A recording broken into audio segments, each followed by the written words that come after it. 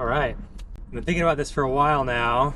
I'm gonna start putting some videos up here, mostly as just a form of self-motivation, an opportunity to kind of keep myself accountable and try and be a little bit more dedicated when it comes to working out and trying to get back in shape.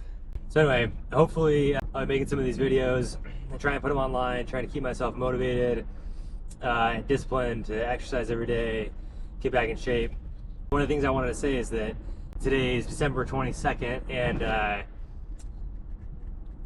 it's the holiday season. There's a lot of special important days here.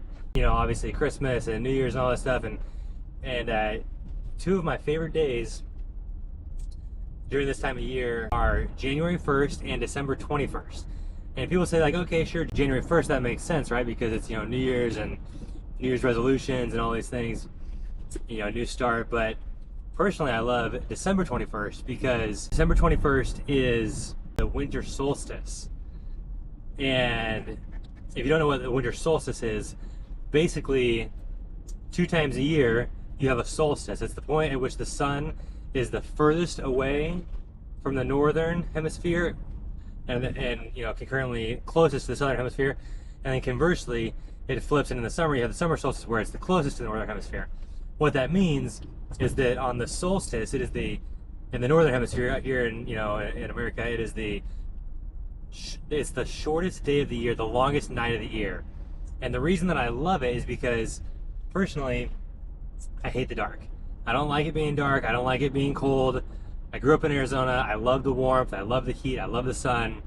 And every day getting closer to December 21st, the nights are getting longer and getting longer, and it's getting colder and colder. But it's almost, to me, a mindset shift. December 21st hits, and every night it's like we hit the corner. It's like, if you're into running, if you're doing a long run, if you're doing an out and back, you flip, and every step you do, now you're coming back. So every day from here on out, nights get shorter, it gets lighter.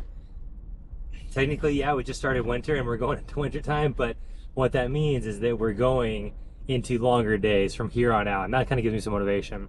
So anyway, I take that December 21st in conjunction with January 1st as kind of this idea of this, people talk a lot about a winter arc.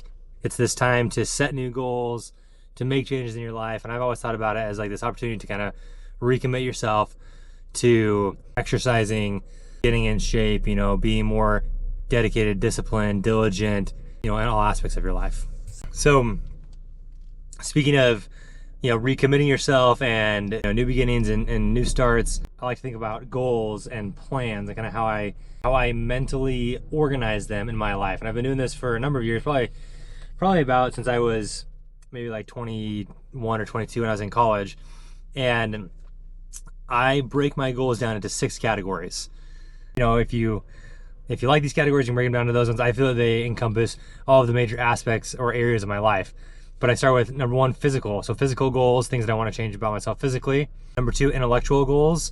If you're in school, when I was in college, that was a very easy one because, you're studying, you're learning, you're growing. Currently in residency, there's a lot of intellectual goals that I have or need. And usually those goals for me are work related, having to do with board exams or studying or something like that. Physical, intellectual, spiritual.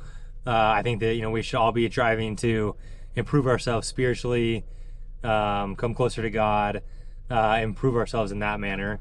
Financially, I think always, financially, we should always be striving to, improve our financial position, save more money, earn more, to obviously help ourselves and help those around us.